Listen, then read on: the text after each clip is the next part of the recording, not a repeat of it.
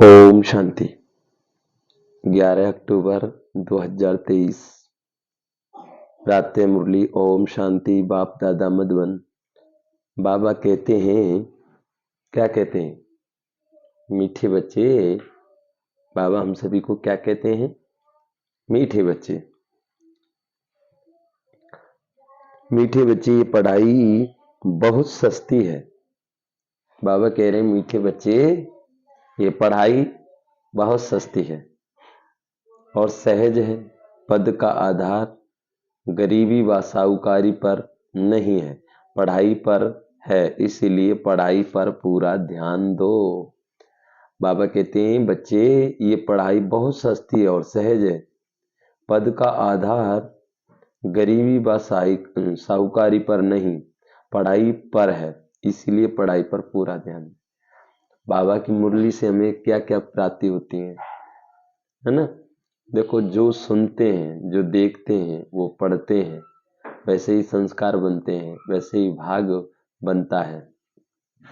तो बाबा की मुरली के एक एक अक्षर कितने? लगभग लाख रुपए के हैं। और पूरी मुरली में कितने अक्षर है? लगभग 1500 रुपए के लगभग हैं, 1500 लगभग अक्षर। फिर उसके बाद में जब पूरी मुरली को टोट कर कितने की पद्मों की कमाई होती है, सोचिए ना।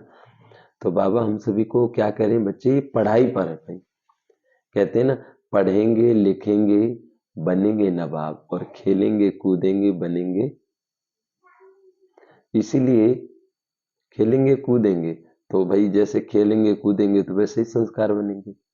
तो पढ़ेंगे लिखेंगे, तो पढ़ेंगे लिखेंगे, नौकरी लगेगी, जॉब लगेगी। और बाबा की मुरली पढ़ेंगे तो सतयुग के महाराजा महारानी बनेंगे। इसीलिए पढ़ना जरूरी है, मुरली सुनना जरूरी है, सेंटर पर सुनना चाहिए, है ना। नियमित हमारी जो दीदियां हैं, उनके द्वारा ही मुरली सेंटर पर जाकर सुननी चाहिए। कभी भी मुरली मिस नहीं करनी चाहिए।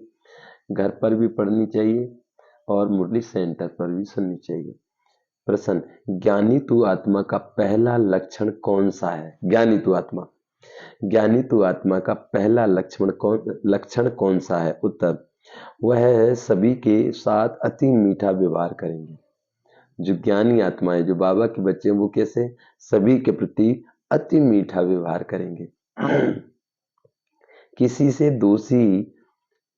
से दुश्मनी रखना ये ज्ञानी तू आत्मा का लक्षण नहीं है। किसी से दोस्ती, किसी से दुश्मनी रखना ये ज्ञानी तू आत्मा का लक्षण नहीं है। बाप की श्रीमत है, बच्चे अति मीठा बनो, प्रैक्टिस करो। मैं आत्मा इस शरीर को चला रही हूँ, अब मुझे घर जाना है।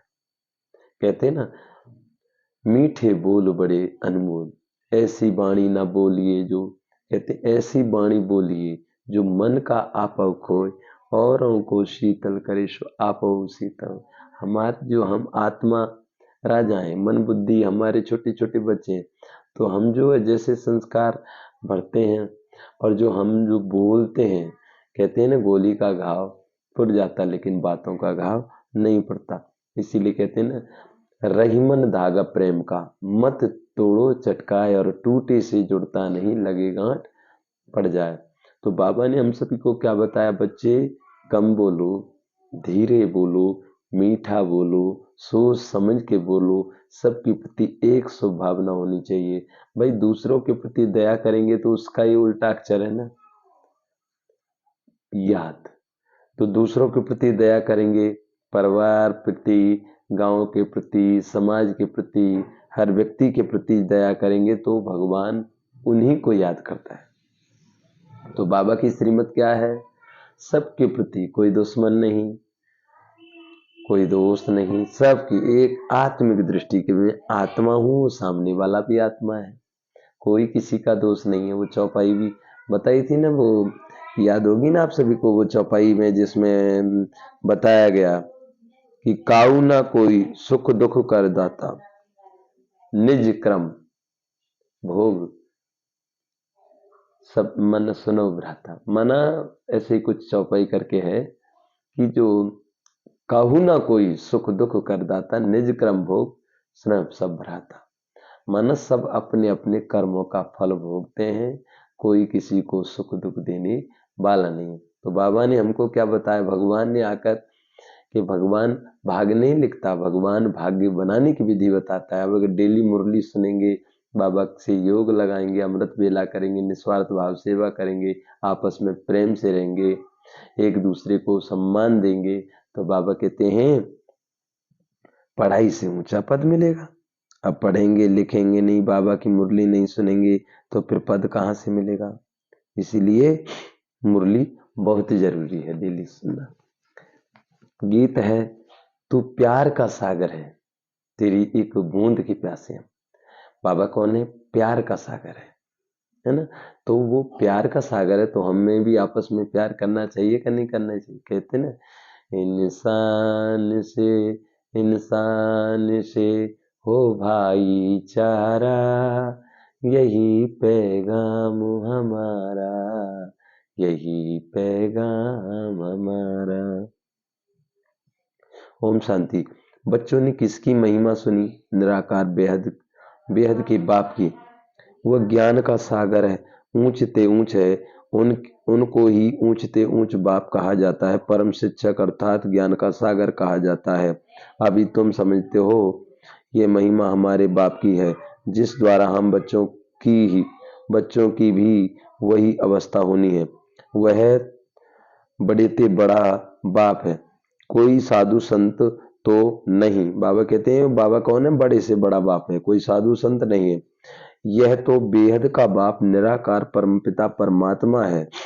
तुम बच्चों की बुद्धि में है कि यह हमारा बेहद का माता पिता है, पति आदि सब हैं, फिर भी वह नशा अस्थाई नहीं रहता, घड़ी घड़ी बच्चों को भूल जाता है। यह तो ऊंच ते ऊंच और अति मीठे ते मीठा बाप है, जिसको सभी आधा कल्प याद करते हैं। लक्ष्मी नारायण को इतना याद नहीं करेंगे। भक्तों का भगवान एक ही निराकार है, उनको ही सब याद करते हैं।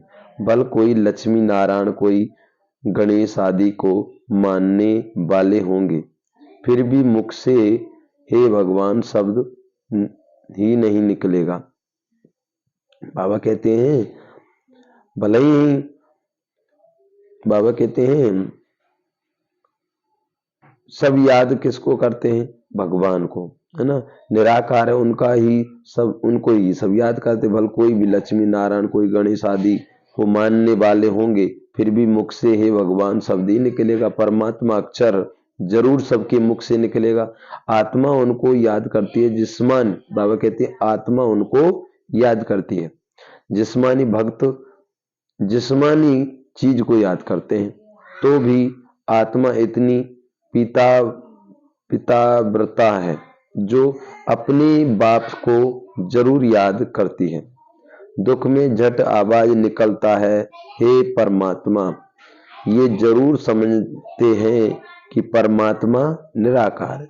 ये तो सभी समझते हैं, है ना, कि परमात्मा निराकार है। जो बड़े बड़े साधु संत हैं, जो सभी समझते हैं कि परमात्मा निराकार है, लेकिन उसकी सत्य पहचान नहीं है। तो बाबा कहते हैं परमात्मा ये जरूर समझते हैं कि वह निराकार है, परंतु उनका महत्व नहीं जानते। अभी तुम महत्व को जानते हो कि वह तो अब हमारे सन्मुख आए हैं। वह है स्वर्ग का रचयिता। बाबा कौन है? स्वर्ग का रचयिता। हमको सन्मुख पढ़ा रहे हैं। यह एक ही पढ़ाई है। वह जिस्मानी पढ़ाई तो भिन्न भिन्न प्रकार की होती है। कोई मन में, बाबा कहते कोई मन में नहीं लगता तो छोड़ भी देते हैं। बाबा कहते वो पढ़ाई ऐसी जो मन भी नहीं लगता तो छोड़ भी देते हैं। यहाँ इस पढ़ाई में पैसे आदि की कोई बात नहीं है, पैसे आदि की कोई बात नहीं है। वो गवर्नमेंट भी गरीबों को फ्री पढ़ाती है। यहाँ तो यह है ही मुफ्त में पढ़ाई, फीस भी कुछ भी नहीं है। अब देखो पढ़ाई कितनी ऊंची, और देखो राजाओं का राजा 21 जन्मों की प्राप्ति, और फिर इसकी फीस भी कुछ भी नहीं। अब किसी स्कूल में पढ़ाएंगे तो कितने रुपए का खर्चा होता है, और यहाँ देखो एक चौन्नी का भी खर्चा नहीं है। विचार करें तो कितनी ऊंची पढ़ाई है। और जैसे सरकारी स्कूल में होते हैं ना तो वो फ्री में पढ़ाते हैं, तो इसी तरह आत्मा के पिता परमात्मा इस धरती पर आकर के हमको निःशुल्क पढ़ाते हैं, कोई पैसा फीस वगैरह नहीं लेते। तो बाबा कहते हैं मुफ्त में पढ़ाइए, फीस कुछ भी नहीं। बाप गरीब निवाज कहा, बाप कहते हैं बच्चे, बाप को गरीब निवाज कहा जाता है, गरीब ही पढ़ते हैं, ये बहुत सहज है। बाबा कहते हैं ये बहुत सहज और सस्ती पढ़ाई है। मनुष्य अपने को इंश्योर भी करते हैं, यहाँ भी तुम इंश्योर करते हो। कहते हो बाबा आप हमें स्वर्ग में 21 जन्मों का एवजा देना।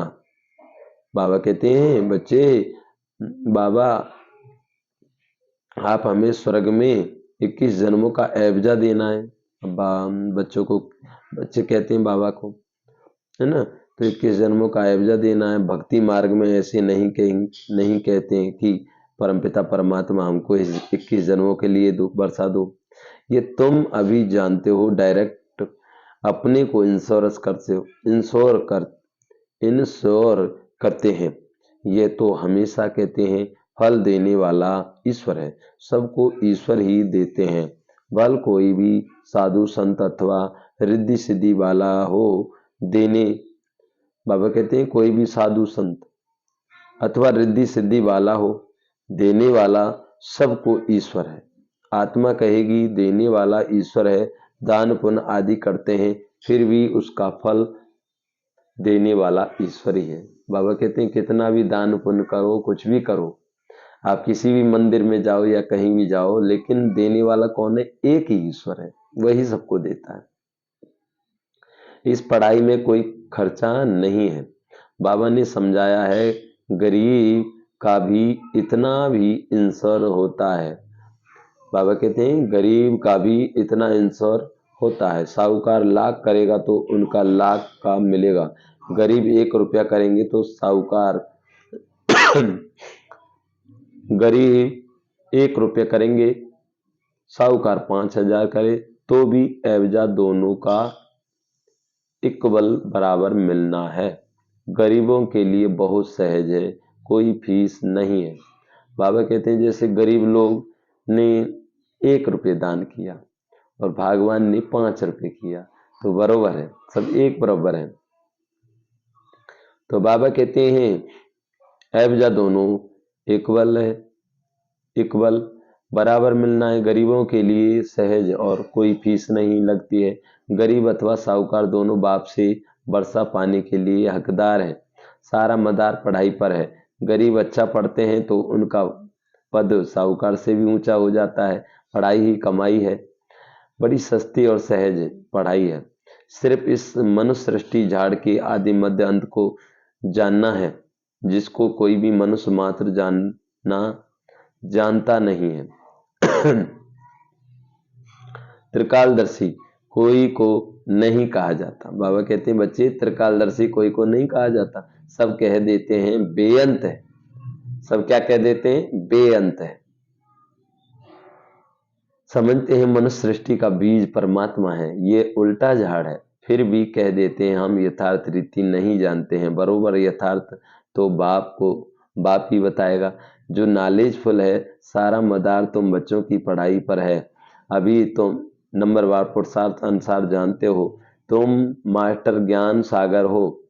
सब एक जैसे तो नहीं है।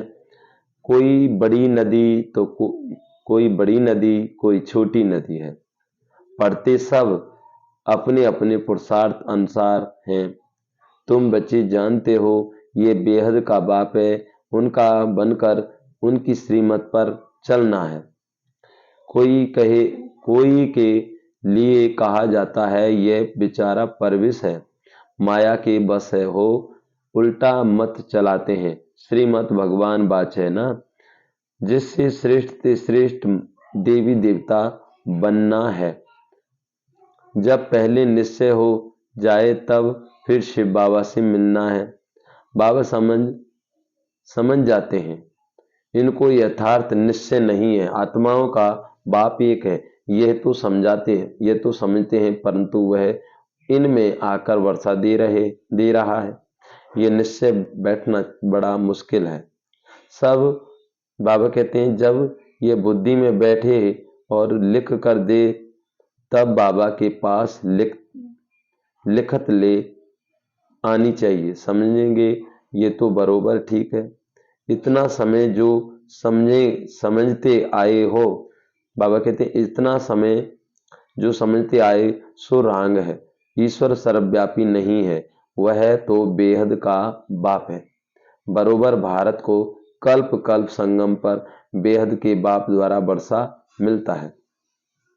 संगम पर और इसी समय ही मिला था, अब फिर मिल रहा है। ये लिखा ना है, बरोबर बाप संगम पर ही आते हैं, आकर बी के द्वारा स्वर्ग की रचना रचते हैं।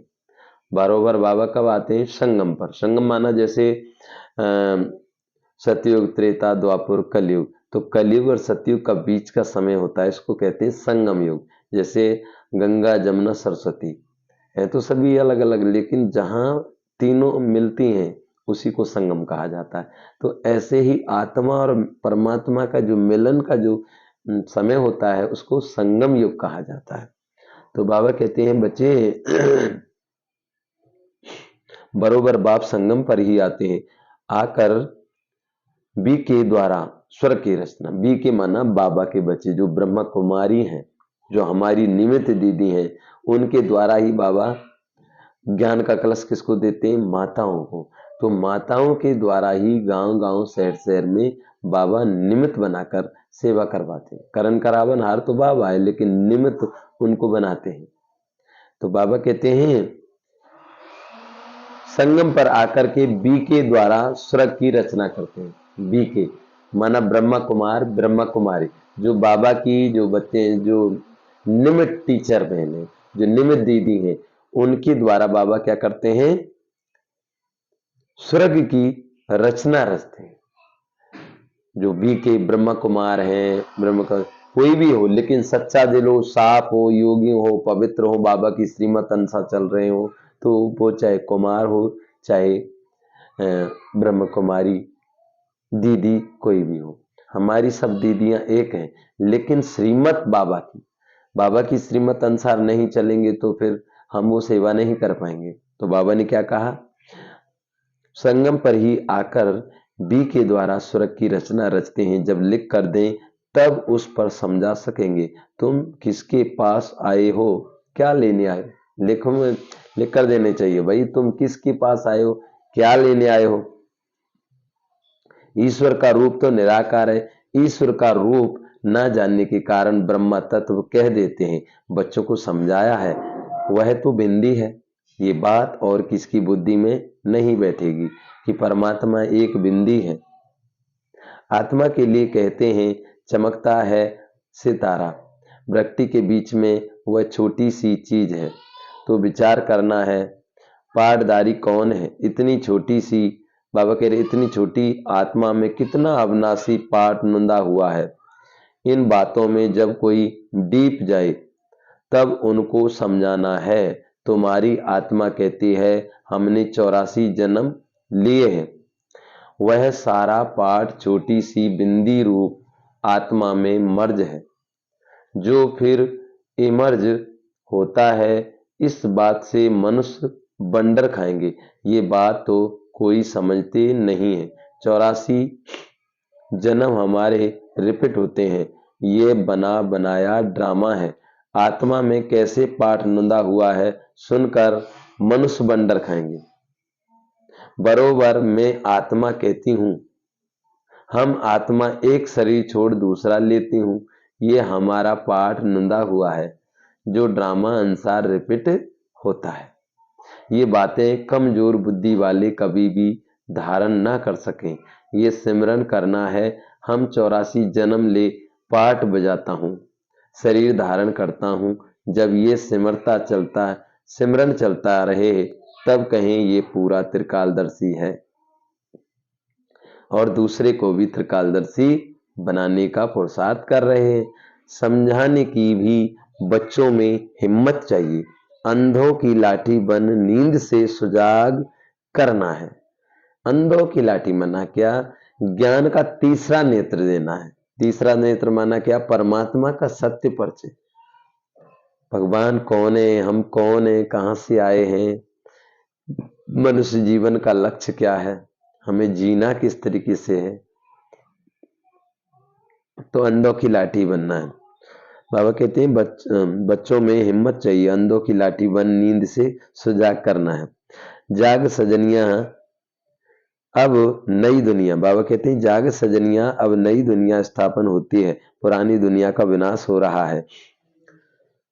तुमने त्रिमूर्ति ब्रह्मा विष्णु शंकर नाम नहीं सुना? ब्रह्मा द्वारा स्थापना होती है, ये सब ब्रह्मा कुमार कुमारियां हैं ना, अकेले ब्रह्मा तो नहीं करेंगे, प्रजापिता के साथ जरूर ब्रह्मा कुमार कुमारियां होंगे। इनका बाप भी जरूर होगा। बाबा कहते हैं इनका बाप भी जरूर होगा, जो इनको सिखलाने वाला है। इन ब्रह्मा को तो ज्ञान सागर नहीं कहेंगे, ब्रह्मा के हाथ में शास्त्र दिखाते हैं। अब ब्रह्मा के हाथ में क्या दिखाते हैं? शास्त्र। शास्त्र क्यों दिखाते हैं, इसका रहस्य क्या है? माना जो आदि मध्य अंत का ज्ञान परमात्मा शिव बाबा देते हैं, सारे शास्त्रों का निचोड़, इसीलिए ब्रह्मा के हाथ में सारे शास्त्र दिखाए गए हैं। माना सारे शास्त्रों का निचोड़ परमात्मा शिव बाबा, जो पूरी सृष्टि का मालिक है, पूरे ब्रह्मांड का महानायक है, पूरी सृष्टि का बीज है, वो आकर के हम सभी को बताते हैं। तो बाबा कहते हैं इसीलिए ब्रह्मा के हाथ में वो सारे शास्त्र दिखाए हैं। इन द्वारा सभी वेद शास्त्रों का सार बताते। बाबा कहते परंतु परमपिता परमात्मा इनमें आकर के इन द्वारा सभी वेद शास्त्रों का सार बताते हैं। ब्रह्मा शास्त्रों का सार नहीं सुनाते, ब्रह्मा में वो ज्ञान नहीं। ज्ञान कौन? शिव बाबा ने आकर के ब्रह्मा के मुख से दिया, इसीलिए उनके हाथ में शास्त्र दिखाए हैं। वो कहाँ से सीखे? उनको भी बाप व गुरु होगा ना, प्रजापिता तो जरूर मनुष्य होगा और यहाँ ही होगा, वह ठहरा प्रजा को रचने वाला। उनको क्रिएटर ज्ञान का सागर नॉलेजफुल नहीं कह सकते। ज्ञान का सागर परमपिता परमात्मा ही है, वो आकर प्रजापिता ब्रह्मा द्वारा पढ़ाते हैं। इसको ज्ञान का कलश कहा जाता है। यह सारा मदार, बाबा कहते हैं ये सारा मदार धारणा पर है। इंश्योर करो ना करो यह तुम्हारे ऊपर है। बाबा तो बहुत अच्छी रीति इंश्योरेंस करते हैं। इंश्योरेंस मैग्नेट है। बाबा कहते हैं इंश्योरेंस मैग्नेट है। भक्ति मार्ग में भी तो ज्ञान मार्ग में भी बाप को सब आत्माएं भक्ति मार्ग में याद करती हैं कि बाबा आकर हमको दुख से छुड़ाओ। बाप बरसा देंगे। बाबा कहते हैं आकर हमको दुख से छुड़ाओ, तो बाबा कहते हैं बाप बरसा देंगे, या तो शांति धाम या सुख धाम भेज देंगे। जिनको शांति का वर्षा मिलना है वो मिलना है तो कल्प कल्प वही शांति का वर्षा लेंगे। तुम अब पुरुषार्थ कर रहे हो सुख का वर्षा लेने के लिए, इसमें पढ़ना और बाबा कहते इसमें पढ़ना और फिर पढ़ाना है। जैसे बाप मीठे से मीठा है, वैसे ही उनकी रचना भी मीठे से मीठी है। स्वर्ग कितना मीठा है। स्वर्ग नाम तो सब मुख से लेते हैं। कोई भी मरता है तो कहते हैं स्वर्गवासी हुआ, तो जरूर नरक में था, अब स्वर्ग में गया। बाबा कहते हैं अब स्वर्ग में गया, जाता नहीं है तो भी कहते हैं तुमको लिखना चाहिए, जरूर हेल में था ना। यह हेल है, फिर उनको यहाँ मांगने की उनको फिर बाबा कहते हैं उनको यहाँ मांगने की खिलाने की क्यों कोशिश करते हैं। पितृ बुलाते हैं ना, आत्मा को बुलाना यह है, पितृ को बुलाना। फिर बाबा कहते हैं आत्मा को बुलाना, क्या बुलाना? पितृ को बुलाना। तुम फिर सभी पितरों के बाप को बुलाते हो। सभी आत्माओं का बाप बैठ तुमको पढ़ाते हैं। तुम कितनी गुप्त सेना हो, शिव शक्तियां हो। शिव तो निराकार है, तुम शक्तियां हो, उनके बच्चे शक्ति आत्मा में आती है। बाबा कहते हैं शक्ति आत्मा में आती है। मनुष्य जिस्मानी शक्ति दिखलाते हैं, तुम रूहानी शक्ति दिखलाते हो। तुम्हारा है योग बल, योग रखने से तुम्हारी आत्मा पवित्र होती है। आत्मा में जौहर आता है आत्मा में जौहर आता है। तुम्हारे में मम्मा की ज्ञान की तलवार सबसे तीखी है। ये कोई स्थूल कटारी व तलवार की बात नहीं। आत्मा को समझ है कि मेरे में ज्ञान शंख ध्वनि करने की अच्छी ताकत है। हम शंख ध्वनि कर सकते हैं। कोई कहते हैं मैं शंख ध्वनि नहीं कर सकती हूँ। बाप कहते हैं ज्ञान की शंख ध्वनि करने वाले मुझे अति प्रिय हैं। मेरा परिचय भी ज्ञान से देंगे ना। बेहद के बाप को याद करो, ये भी ज्ञान दिया ना। बाप को याद करना है, इसमें मुख से कुछ बोलना नहीं है, अंदर में समझना है। बाप हमको नॉलेज दे रहे हैं। बाप कहते हैं तुमको वापस चलना है, मुझे याद करो तो विक्रम विनाश होंगे। भगवान वाचमन मनाभव, तो जरूर वह निराकार होगा ना। साकार कैसे कहेंगे, मुझे याद करो। निराकार ही कहते हैं हे आत्मा मुझे याद करो, तो मैं तुम्हारा बाप मैं तुम्हारा बाप हूँ। मुझे याद करेंगे तो अंतमति सुगति हो जाएगी। तुम आत्मा इस शरीर द्वारा कहती हो कि जीव आत्मा अपने बाप को याद करो। बाप भी आत्माओं को कहते हैं मन मनाभव। तुम आत्माओं को हमारे पास ही आना है, देह अम्मानी होना है, अच्छी तरह से प्रैक्टिस करनी है। मैं आत्मा इस शरीर को चलाने वाली हूँ। अब मुझे वापस जाना है, अब मुझे वापस बाप के पास जाना है। बाप कहते हैं चलते फिरते उठते बैठते मुझे याद करो। जो अशांति फैलाते हैं वह अपना पद भ्रष्ट करते हैं। इसमें तो बहुत मीठा बनना है। गीत भी है ना, कितना मीठा कितना प्यारा शिव भोला भगवान। तुम भी उनके बच्चे हो ना भोले। तो बाबा कहते हैं कितना मीठा कितना प्यारा शिव भोला भगवान। ये कितना मीठा है कितना प्यारा शिव भोला भगवान। तो हम उसके बच्चे, तो हमको भी भोला होना चाहिए, मीठा होना चाहिए, प्यारा होना, सबके प्रति प्यारा होना चाहिए। तो बाबा कहते हैं बाप के पास जाना है, बहुत मीठा है। कौन है बहुत मीठा?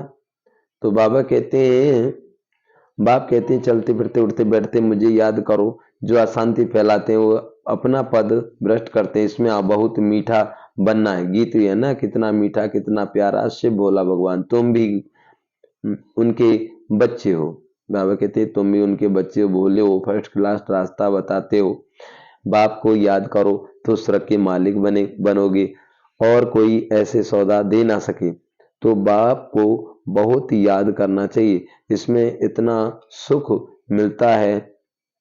उनको ही याद करते हैं। पतित पावन आओ, आत्माएं पतित बनी हैं, उनके साथ शरीर भी पतित बना है। आत्मा और शरीर दोनों पतित बने हैं। वह लोग तो कह देते हैं आत्मा निर्लेप है, पतित बन नहीं सकती, परंतु नहीं, एक परमपिता परमात्मा में ही कभी याद नहीं पड़ती, बाकी तो सब में खाद पड़ती है। बाबा कहते हैं एक परमपिता परमात्मा में कभी भी खाद नहीं पड़ती, क्योंकि परमात्मा जन्म और मृत्यु के चक्कर में नहीं आती, और आत्मा में खाद पड़ती है, लेकिन परमात्मा में खाद नहीं पड़ती। तो बाबा कहते हैं सिर्फ एक परमात्मा में खाद कभी भी खाद नहीं पड़ती, बाकी सब में खाद पड़नी है। हर एक को सतो रजो तमो में आना ही है। ये सब पॉइंट धारण कर बहुत मीठा बनना चाहिए। ऐसे नहीं कि कोई से दुश्मनी, कोई से दोस्ती, देह अभिमान में आकर यहाँ ही बैठ कोई से सर्विस लेनी बिल्कुल रॉन्ग है।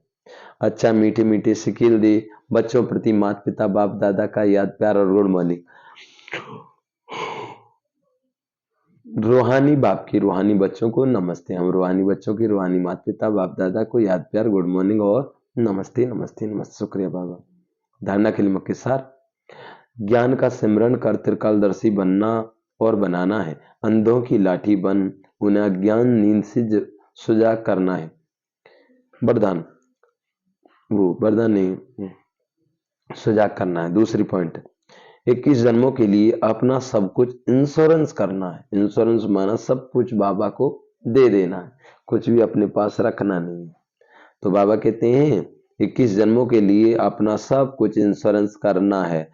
साथ ही साथ साथ ज्ञान की शंख ध्वनि करनी है। साथ साथ से क्या करना है? ज्ञान की शंख ध्वनि करनी है। बाबा का संदेश देना है, गांव गांव शहर शहर में जाकर, और शंख ध्वनि करनी है। मना जो बाबा ज्ञान दे रहा है उस ज्ञान का हर किसी को बताना है, ये ज्ञान के बारे में। वरदान, अपनी जिम्मेवारियों के, बाबा ने वरदान दिया, अपनी जिम्मेवारियों के सब बोझ बाप को दे, सदा निश्चित रहने वाले सफलता संपन्न सेवाधारी भाव। जो बच्चे जितना स्वयं हल्के रहते हैं उतना सेवा और स्वयं सदा ऊपर चढ़ते रहते हैं, अर्थात उन्नति को पाते रहते हैं। इसलिए सब जिम्मेवारियों के बोझ को देकर स्वयं निष्फुरने रहो। किसी भी प्रकार के मैंपन का बोझ ना हो, सिर्फ याद के नशे में रहो। बाप के साथ कंबाइंड रहो तो जहां बाप है वहां सेवा है, स्वतः हुई पड़ी है। करण करावन हार करा रहा है तो हल्के ही रहेंगे और सफलता संपन्न भी बन जाएंगे। स्लोगन, बेहद के, बाबा ने वरदान स्लोगन दिया, बेहद ड्रामा के हर दृश्य, बेहद के ड्रामा के हर दृश्य को निश्चित जानकर सदा निश्चित रहो। अच्छा, ओम शांति ओम शांति ओम शांति। तो ये थी आज की बाबा की मुरली।